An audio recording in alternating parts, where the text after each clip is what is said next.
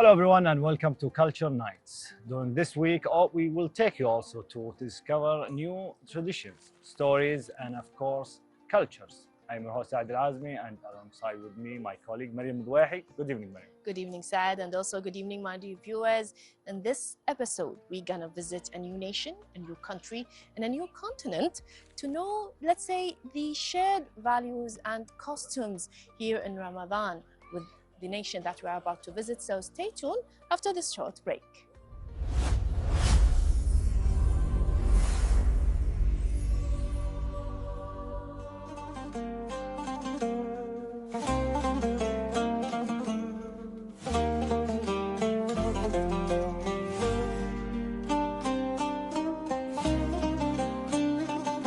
Tell me, what is so special about Ramadan here in Kuwait?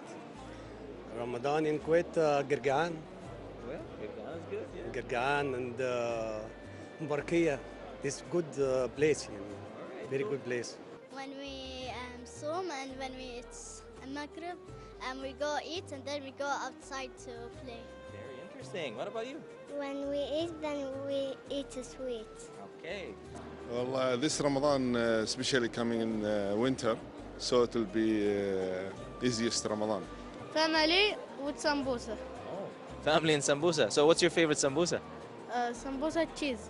Nice. Yes, we here since 1999 and it's a very special Ramadan for me here is very special. Unfortunately, it's more than Egypt. Egypt is very crowded and family visits too much, but here just very quiet and it's special for me. It's very quiet.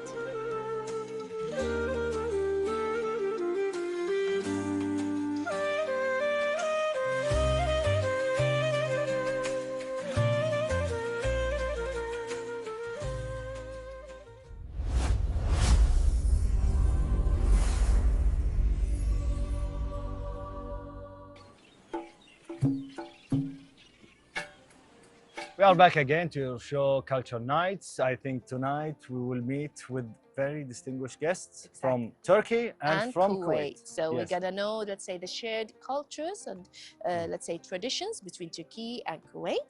We're gonna have with us Dr. Alnajadah Yes. and also the ambassador of Turkey. of Turkey. Yes. She's gonna share, let's say, the most popular traditions during Ramadan. Yes. And also, there's something interesting for you, Yeah. Saad. Coffee and baklava. Exactly. Have you been to Turkey? No, never been to Turkey. I You always should- tell my father, let's go to Turkey, but no. You should be, this is like the most important thing for you. After Eid, you should go, Maybe. inshallah. And today or tonight, we will talk with the ambassador about Turkey and also with Dr. Ali Al-Nijada.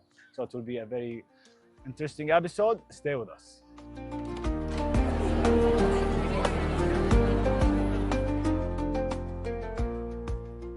Welcome back, everyone. During this episode, we are pleased to have with us the ambassador of the Republic of Turkey to the state of Kuwait, Her Excellency Tuba Sönmez. And we also have from Kuwait, Professor Ali Saleh Al-Nijada, the official speaker for Expo 965 team.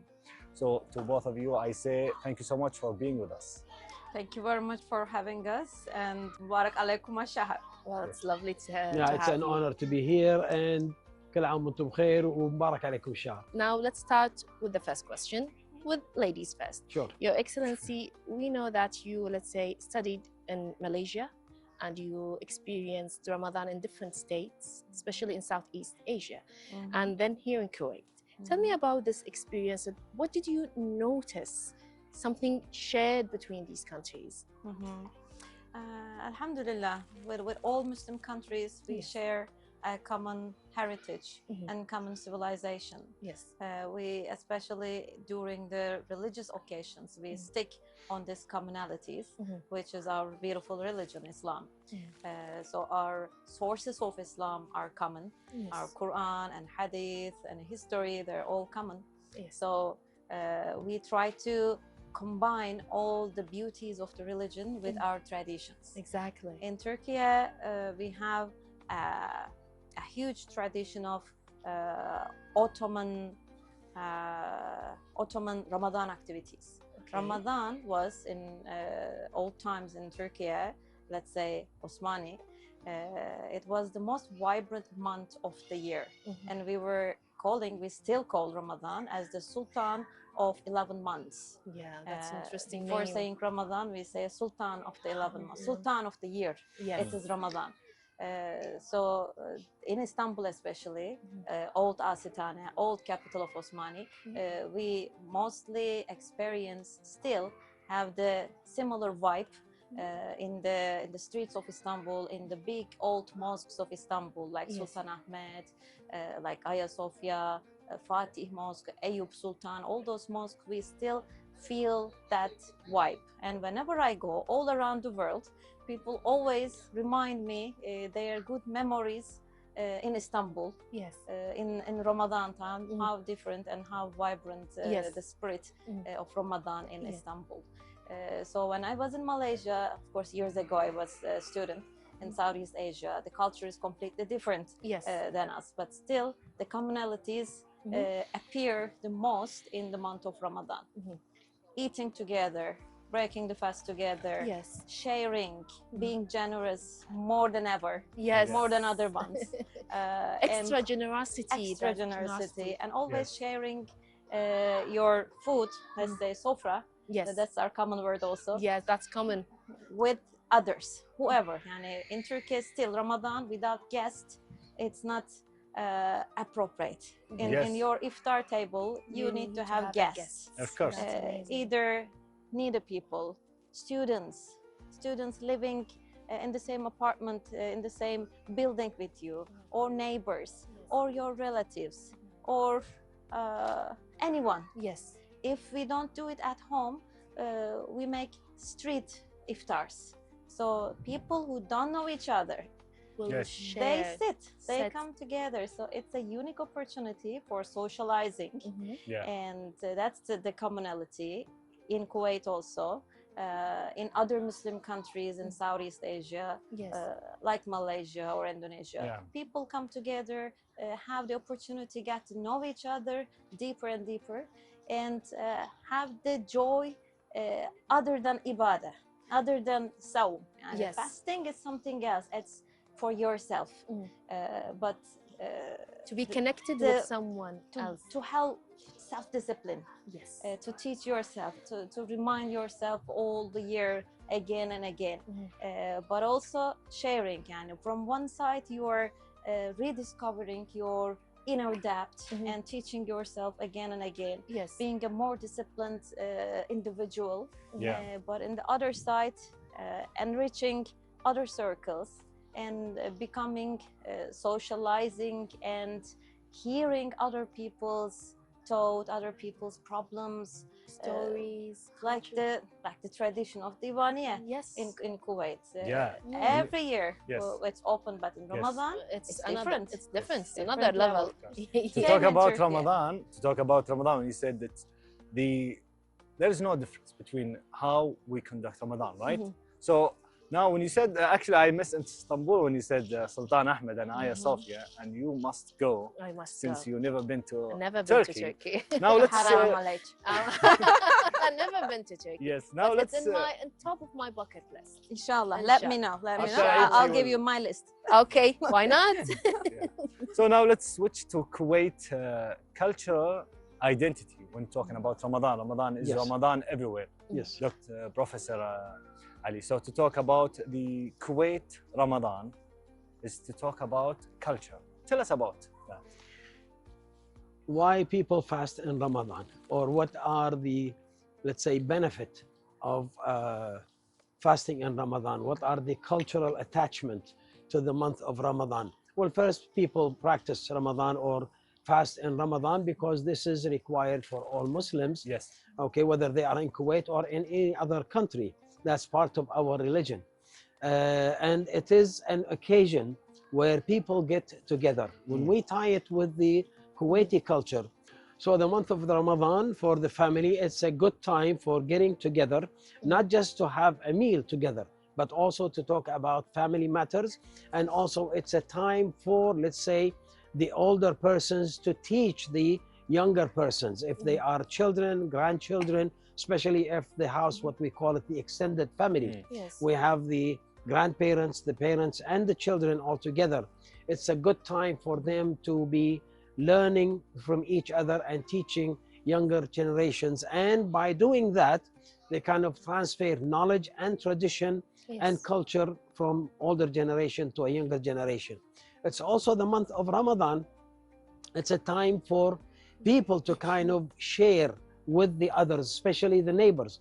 We have something we call nuqsa. So nuqsa, it's something that, let's say, if we make haris, in one house they make haris, they also consider giving some of it to their neighbors, especially the closer people. And that's one way also to strengthen the ties between the people in the same neighborhood. Yeah, you love that. And by then, by before Ramadan, you will notice that the table or sufra, if they sit on floor, it's full of a lot of dishes because of nuqsa. People send and exchange, let's say, they exchange taste and part of their food with each other. That is something we see a lot during Ramadan. So it's a nice thing. But now the concept of nuqsa also changed with time. You know, the nice thing about the nuqsa, it's not the food. No, it's the feeling that comes with the food. That you know that your neighbors have been thinking about you in a very positive way, and then you return that. And it was very nice. Also, the tradition is that they bring a plate with, let's say, a sample of their meal or their food. And then you wash, after you finish the food, you wash it, and then the same plate you put food from it and then take it on the next day. You know why, Professor, I said I like that? Because we have neighbors, friends with my mother, Hazza, Talal. Every time I come, I say, where is Hazza's? Next time. Because she's a very good cook. So it's how to change the taste between the whole neighborhood. This is the heritage and something that I wish we never lose here in Kuwait. There is also another thing, is that, you know, it's also a time for people to get together, especially in the mosque. They, you know, men and also women, they do that. They get together in the mosque between the prayer, let's say, of Dhuhr and Asr. They may sit, they read the Quran, they may discuss some of the Islamic teaching, they may exchange ideas and so forth. They get to see their neighbors more, because during, you know, before and after Ramadan, everybody is very much busy working and doing their businesses. But during the month of the time, they kind of have that time, the social time. So that's another thing. Also for the entire country, especially, you know, in the past, and I believe that this is also extending now, we have the canon. We call it al-midfa, and that's something that, you know, engraved in the Kuwaiti culture. In the past, people, to know that this is the beginning of the month of Ramadan or the end of Ramadan, with the canon, the sound of the canon, and then for suhoor, to stop eating and to break fasting, also with the sound of the canon. So that pulls the entire people, let's say, of the country, especially those who are close to, for example, now, Naif Palace. When they hear that, everybody in the neighborhood, okay, they know, oh, okay, now it's the time either to break fast or to stop eating. So that's, you know, that's in the culture. The last thing we have Butwela. Butwela is the man who, that in the past, he would have a big drum, and let's say an hour before stop eating or you know, fasting, start fasting, he will go around in the neighborhood and he will be hitting that big drum and you know, reminding people that, you know, it's gonna get close to the time where you stop eating and drinking, so wake up and have your suhoor. And some houses give him some, let's say, food before suhoor. Just like Nigsa to give Butwela, because he's also gonna fast, but he needs something to eat before fasting. And at the end of the month of Ramadan, they will give him his reward for, you know, for his work. Your Excellency, tell me about, we had some of Kuwait's traditions. Do you have something similar in Turkey, especially in the capital? I'm sure that there's something like Midfa al-Iftar, because it's a Kuwaiti thing, I think. It's a custom. It's identical, not only similar. It's identical. Okay, tell me about the traditions you have. I'm surprised. I didn't know the drum tradition in Kuwait. Others, yes, I'm familiar. Nuqsa, the same thing. We turn back the plate with the food to our neighbors. By the way, they say that, you know, the first cannon that was used here in Kuwait probably came either from United Kingdom or from Iran, but the person who ignited the first time, he learned how to use the cannon from Turkey. Wow. That's So our an tradition interesting- actually. Yeah. that's Yes. an Not only in interesting. Ramadan, yani, we are a warrior nation Yes. throughout history. Exactly. So we have kind of expertise in that. Yeah. But for the Ramadan, yes, it's old times. There was not mosques everywhere. Yes. So tradition started to inform everyone it's time for iftar. So especially the children used to hear it. They were waiting outside in the hills to see and to hear the cannons in Istanbul. By the way, it's still going on symbolically, like the ones in Naif Palace here. Yes. In Turkey also we have the tradition is going on, alhamdulillah. So they inform the people in the house and they break their fast. You know, Your Excellency, it's nice to hear it. I don't know, it's nostalgic, but we grew up hearing and watching Midfa al-Iftar on TV. Starting from last year, there was 3 cannons, one in Al-Ahmadi, the original one in Naif, and the other is in Al-Jahra, the Red Palace. I live in Jahra. So before Iftar, see the timing between Kuwait City and Al-Jahra is 2 minutes. So we see people that already are breaking fast and it's already done on Kuwait television and we are just waiting for our time in Al-Jahra. It's very short waiting. It's only 2 minutes. We have been waiting for hours between one part of Turkey and the other part. Yeah, so But according to that, we fast before you, 2 minutes. I think, So but enjoy these minutes. But even though you know, you said it's like a shared and identical culture, but it is nice to hear it. I'm sure you share the same feeling that we grow up hearing these sounds. Alhamdulillah, it's so unique and it's so nostalgic. Yeah. While telling you all those stories and seeing this beautiful environment, we are in Yawm al-Bahar now, and it's amazingly traditionally decorated, mashallah. It takes me to my childhood. I remember waiting the drummer at the window, so I will be able to see the drummer, because they always come at night. Yes. And we never see who is playing the drum. Who's playing the drum, And in Turkey, tradition is a bit different. They also sing or they also read short poems. Yes. Together with the drum. Yes. In the poem, they give good messages about Ramadan. They give messages about the barakah, the importance of sharing and solidarity, but in the poetic form. So it's also another joy to hear those things. And especially the player who has a nice voice. It's gonna be amazing. Yes, and they really play nicely, rhythmically, like a song. So it is still going on in Turkey everywhere. But not the same as before, right? Of course, now we have our alarm clocks and in they the stole the joy. Crowded metropolitan cities, in the residential areas with high buildings and skyscrapers. Drummer will not come to your 30th floor apartment, of course, but traditionally in other parts we still hear, we still see them, and now they go by car behind of a truck. Drummer is going before they were walking. Unfortunately, it's lost. And at the end we give a gift for them also. Just like Kuwait, we give them by the end of, but in the first day of Eid, I think they give them the gift. They come again with the drum.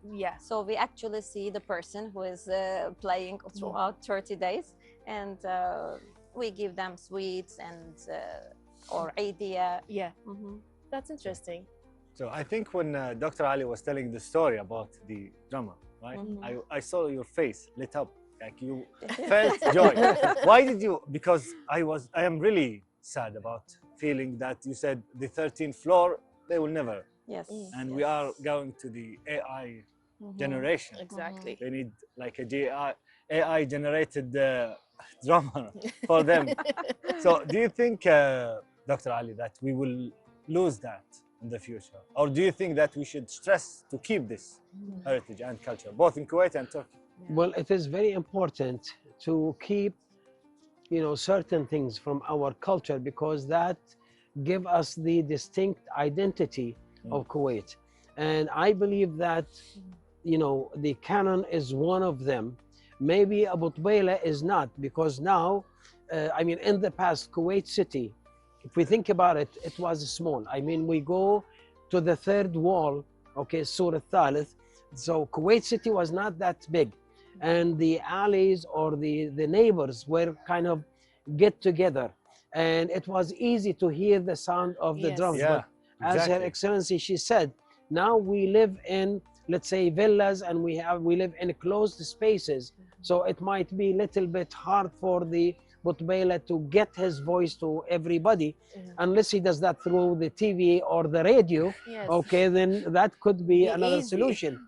But anyhow, there are certain aspects of the month of Ramadan that we need to keep in order to remind us of our heritage and of our practice, and to kind of pass it from one generation to another one. For example, in the past, the ladies or the women and the neighbor, they get together and they what they call, they practice degg al haris. Yes. Okay, haris is the barley where they the wheat. Okay, they crush the wheat and make either irish or make it for the haris.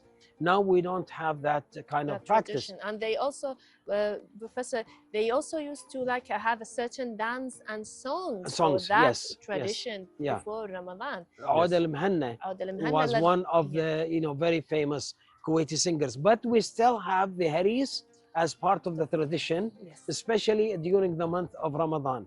We have al-Gaymat, we have Zalabia, we have, you know, some of the sweet still continue. And with each one, I would encourage the elderly, okay, if we have the, you know, grandparents or we have the parents, to tell their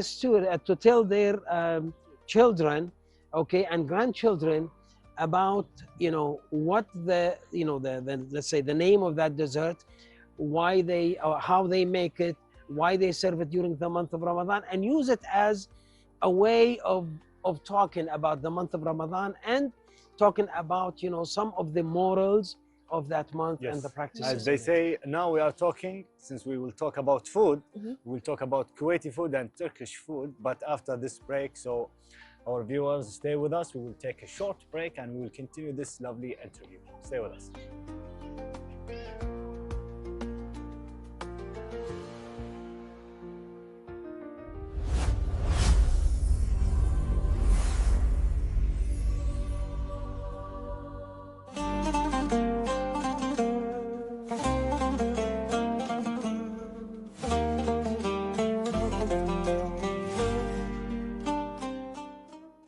Welcome back again, and during this segment we will discover some Kuwaiti delicious and also traditional food. With us, Iman Marafi. Thank you so much for cooking this You're for very everyone. welcome. So tell me, what are you doing? So I'm frying the sab al-gafsha, which is called sab al-gafsha because we usually pour it like this. So you take 1 spoon, just a small amount. Yes. Then you drop it with the other spoon. Can you tell the audience or the viewers what are the ingredients for sab al-gafsha? Yeah, of course. There are like 2 variations or more, whether you are in Kuwait or in the GCC countries. They use chickpea flour and rice flour, white flour, and like our version, we use only white flour and regular flour. But which I is see the yellow color. What is it? This is saffron soaked in rose water. All right. Yes, and you add sugar, eggs to it, and a little bit of yeast. So I tried this earlier. Did you like it? Yeah, I love it. So what do you say to, especially Kuwaitis, who say that cooking food, Kuwaiti food, is difficult? No, it's really easy, but once you get to know it, like you will fail sometimes. It's okay. It's okay. Failing is like for succeeding the other time. But they feel the shame because other people are very hungry and they give them something failing it. Well, you shouldn't try the first thing like for the first time with someone that is like as a guest. Yes. You could try it first at home. Yeah. If it succeeds, then you can do it again. let me tell you, Iman, I tried it and I will try it after this segment. It's really delicious. Inshallah. Thank you so much. Bon appetit. Thank you so much. Thank you so much. And enjoy it. Thank you so much. So that was صب القفشة, and now we will take a short break and we will continue. So stay with us.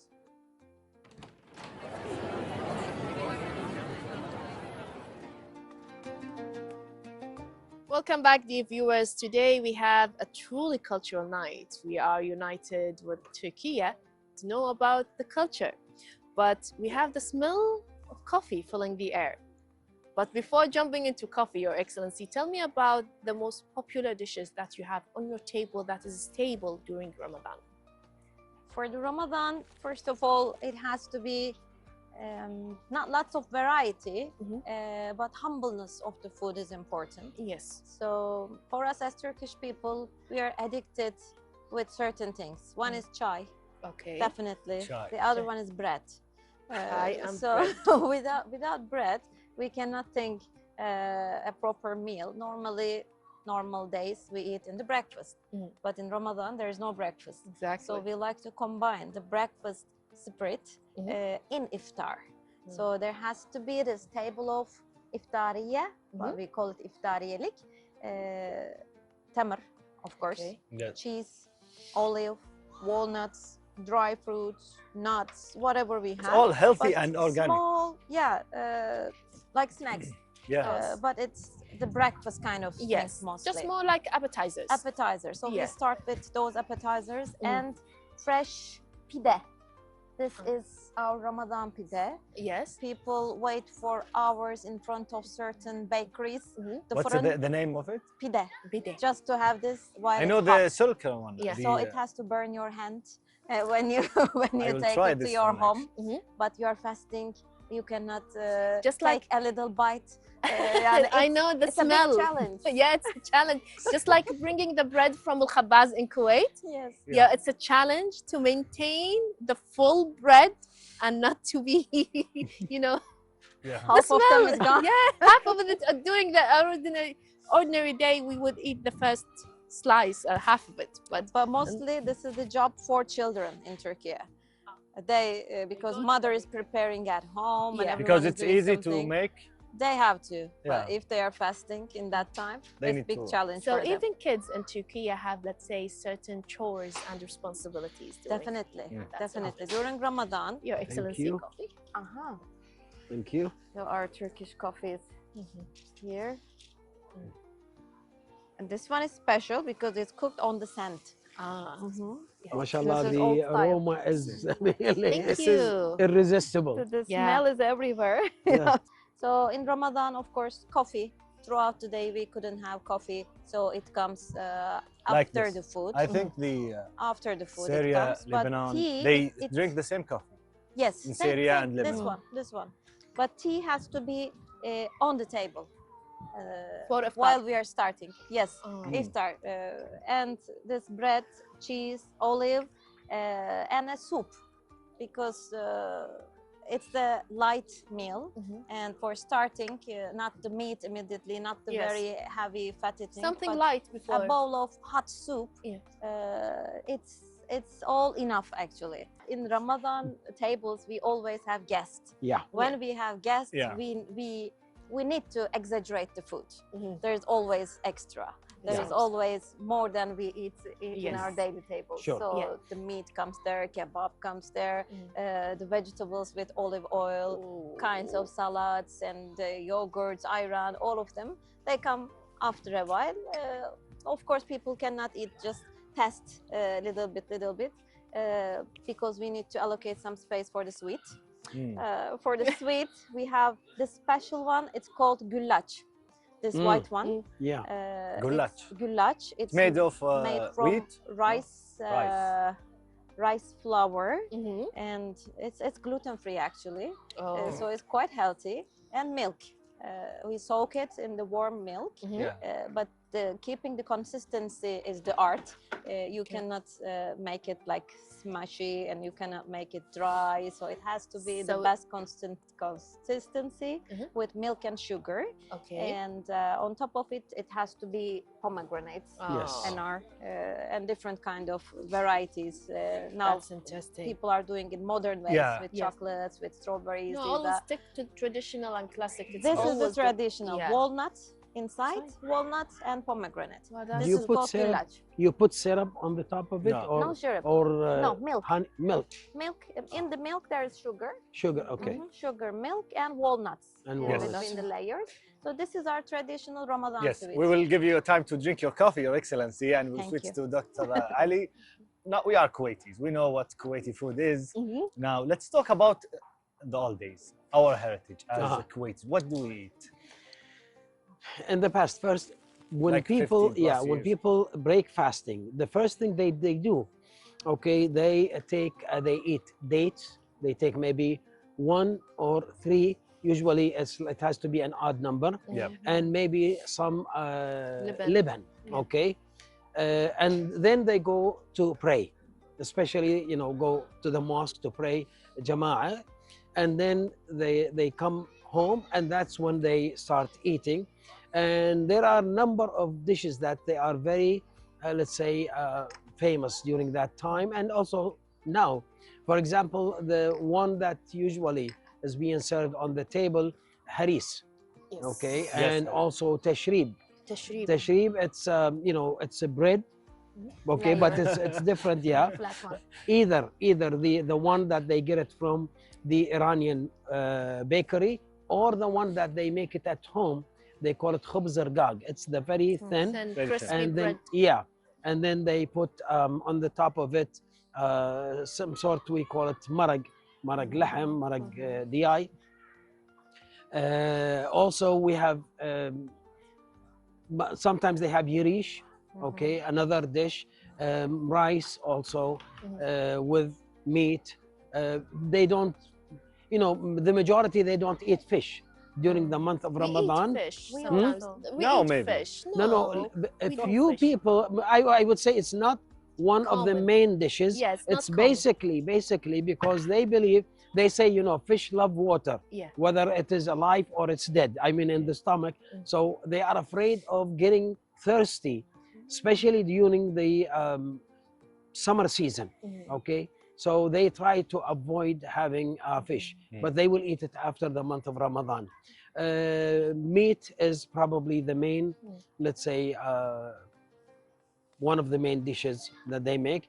The sweet is al-gaymat. Yes. That's, How long ago the gaymat started in Kuwait? How long ago? Like 50 years? We also have lokaymat, by the way. We call it lokma. Lokma, No, it has been there for as long as I know.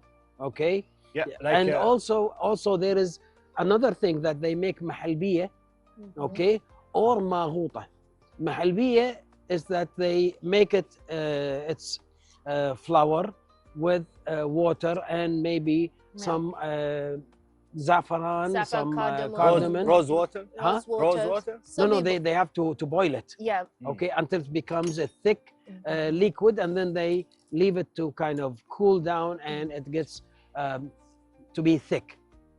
Then we have maghuta. Maghuta, for some people, they make it with milk. Okay, tea is also, they drink tea and they drink also coffee, but what we call the Arabian coffee. Yes. Okay, it's not the not the The espresso. little qahwa always should be there, ready after iftar, after we leave the table. And whatever is left from, let's say, the fudur, they save it for the suhoor, and they finish it up. And usually they don't cook that much of food, each family. But mashallah, at the end of the time of the futur, it will be very much full, because everybody from the neighborhood is bringing different plate. There is also some, they make what they call it khubz arug.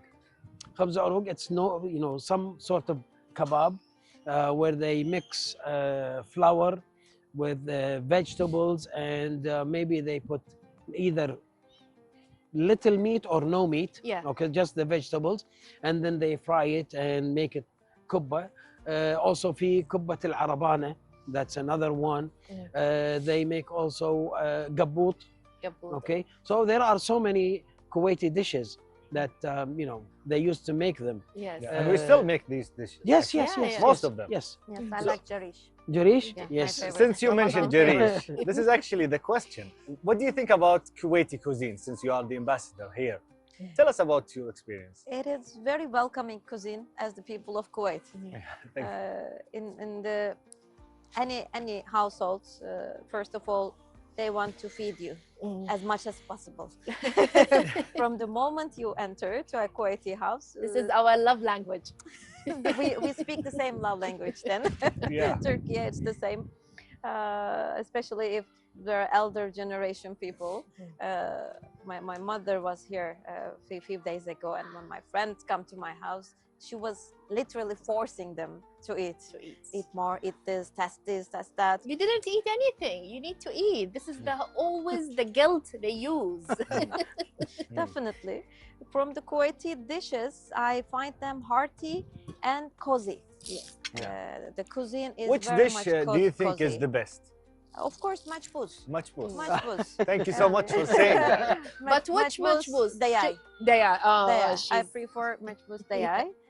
But jarish can be with meat or Yeah. chicken also. Yes. Both of them are fine Yes, with me. yes. I like both of them.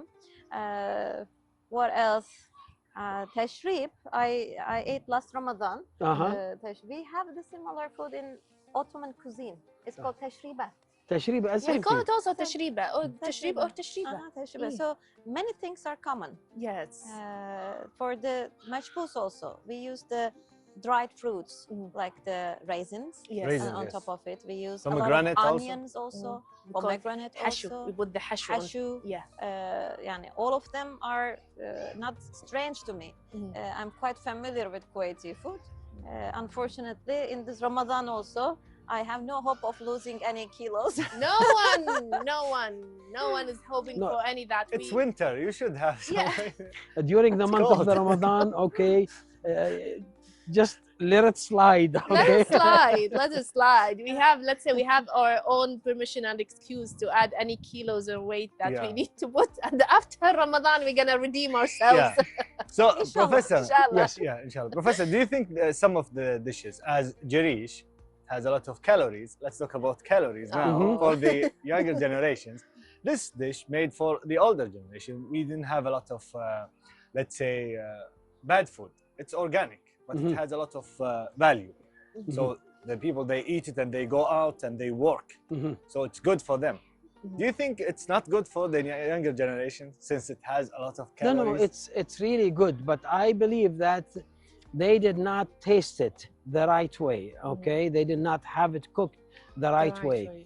If they do, I mean, with their mother, I mean, until now, I, you know, remember my mother, peace upon her. Yeah. I still miss her food. Okay, Yeah. because you know, it had a smell, the Yes. smell, the taste, the texture of the food. So whatever my mom will cook, we will be, you know, waiting, okay, for her to start serving us the food. Now I believe because of we have, you know, the foreign kind of food, okay, younger generations are more into other kinds of food, and Yeah. they don't taste They the traditional, the Kuwaiti food They the don't way used enjoy to. it. They don't enjoy it. I have to tell you, Professor, we are the last generation of the, let's say, جيل الطيبين, the good Yes. ones. So I think The good whoever generation. The comes- good generation. See, Professor, I was raised by my aunts from my father's side, and also I attended my late grandmother from my mother's side. She taught me how to akhbaz, to bake with tanur. She taught me how to, let's say, make the dough. And my aunt and my late grandmother from my father's side taught me how to make gabboot and how to make margoug. My mother taught me how to make mtabbag's baby. So I'm, let's say, a pro in Kuwaiti cuisines. See, by the way, that was the way of our mother, grandmothers, and ancestors teaching their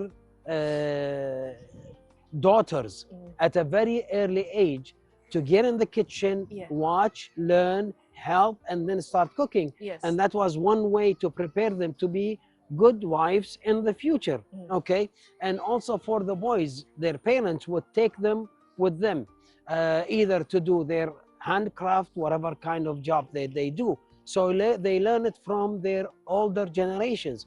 Unfortunately, now there is a gap between the generations, okay? And that gap has been created, whether we believe in it or not. Parents, okay, are no longer the same as in the past. You talk to, let's say, to young generations, they, especially, you know, the girls, they will tell you that we are very much busy working. We don't have time to cook. We don't have time to do the same meals as our mothers and grandmothers do. So they want to go for something that is fast. Yes. And by the way, that creates some kind of a split between generations or gap between generations. And slowly we are losing some of those, you know, meals. But fortunately, the month of Ramadan comes every year. This is the only reminds us opportunity of those meals. Yeah. And because our, let's say, parents, they talk about it, we used to eat this and we used to do that. Yeah. Then the younger generation will say, well, how about if you cook it and we try it? And once they try it, they get hooked to it. Yes. And hopefully that will continue with the new generations. Yeah, that's amazing. So you're not going to be the last one. Yeah. There will Hopefully be you will another pass it to your generation. children. I But- will do it, yeah. Yeah, Your Excellency, I have a personal question. What is your fondest memory of Ramadan when you were little, or even when you were studying in Malaysia? Ramadan is the month of charities for us. So my life, starting from my childhood, was around charities, humanitarian organizations. In Kuwait, that's what catches me. I admire Kuwaiti people for their tradition of generosity, and the number of humanitarian organizations in Turkey, in Kuwait, is similar to Turkey. Maybe that's why I feel home here. I don't feel any stranger. We had, when I was a child, we had certain duties to help for all kind of organizations. My mother was head of a woman charity for orphans, for needy people, for refugees. As you know, we have more than 5 million refugees in our country from all around the world. So it's really a time to realize and notice what's happening around us. Yes. And this year also, not everyone is as lucky as we are. In our region, in different parts of the world, in Gaza, what's happening is really breaking our heart. And this is encouraging us to be more active, both during Ramadan and other times of the year. So my Ramadan memory, once I was in a camp distributing ADs, but surrounded by orphans. That was a catching memory for me. I still remember them, and they were calling us Ummul-Aytam. To my mother, that's especially. That's a lovely name, to be honest. So I was hungry because we were always busy for distribution, organizing, and taking care of everything in the organization. But my heart was very full, and my stomach was hungry. No time for ourselves. We were there for them, not for ourselves. But really, that was very satisfactory for me.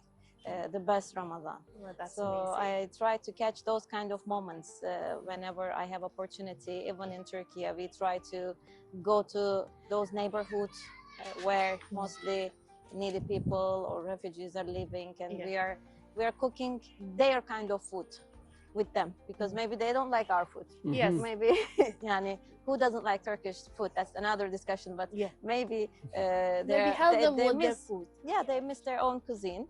Spices are different and everything. So we try to adjust our charity tradition to their taste.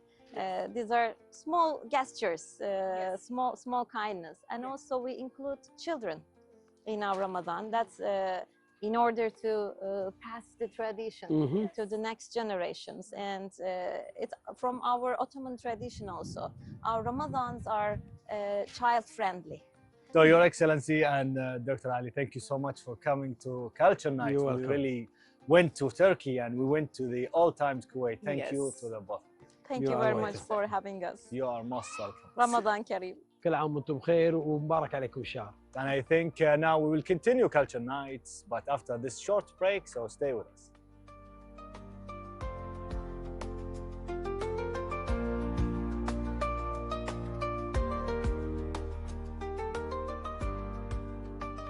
Well, that's it for tonight, Saad. We Yes. reached the end, unfortunately. Yes, we are pleased to have with us today the ambassador of Turkey and also Dr. Ali Nijada.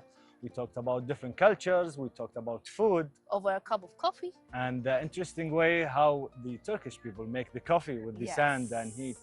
I love that. And also we had with us Iman Ma'rafi. Yes. She's an excellent, let's say, dessert chef. She Yes. gave us صب القفشة. It's a traditional Kuwaiti sweet. It was a delight. Yes, it was Yeah. really interesting and very interesting way of making coffee. Yeah. And I think Mariam, after Eid, she will go and visit Turkey. Inshallah. Inshallah. Inshallah with my father. Yes. So we reached the end of this episode. Stay safe and goodbye. Good night.